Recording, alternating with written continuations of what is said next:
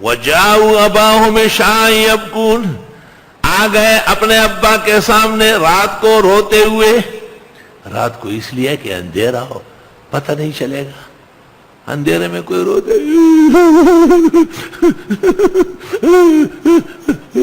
کون دیکھتا ہے کہ واقعی روتا ہے یا ڈراؤں بازی کر رہا ہے.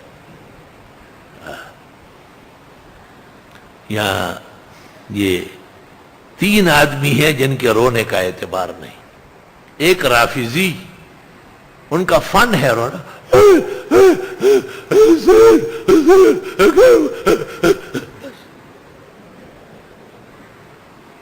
حسین حسین کر کے بس آواز چتکبرا کر کے رونا شروع ہو گیا. دور تک مرد اور زن سب جو ہے نا روتے. دوسرا پیر ٹگوں کا باپ، پیر جیب قطرہ،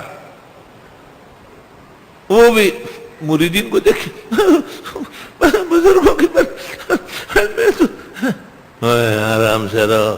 420 حدیث میں ہے وَذَكَرَ اللَّهَ خَالِيًا، علیحدگی میں رو. فَفَاضَتْ عَيْنَاهُ، علیحدگی میں نہیں روتے. کیا ایک پیر تھا بات کرتے ہوئے روتا پھر وہ رونا کہاں چلا گیا.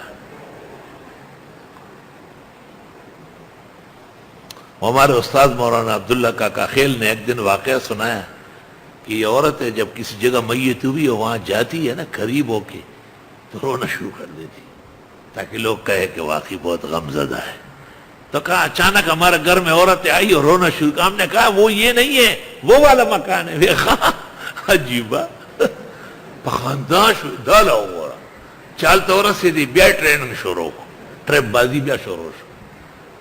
تو رافضی، پیر اور عورت، ان کے آنسو سے دھوکہ نہ کھانا. وہی تو دماغ خیال لکھے ہم سر مینہ لکھے ایسا خواہ دیکھوا. تب صوفی سے غریب خپشی جیارا مانا بس زیادہ شوئی خدایا ماں معاف ودا چالاک ادا سے ٹرپ بازی کئی. توبہ. کہتے ہیں کہ قاضی شریح کی عدالت میں ایک خاتون رو رہی تھی. قاضی شریح نے سپاہی کو کہا پکڑو باہر نکالو. کسی نے کہا کتنا رو رہی ہے؟ کہا وہ برادران یوسف کم رو رہے تھے لیکن تیز ٹگ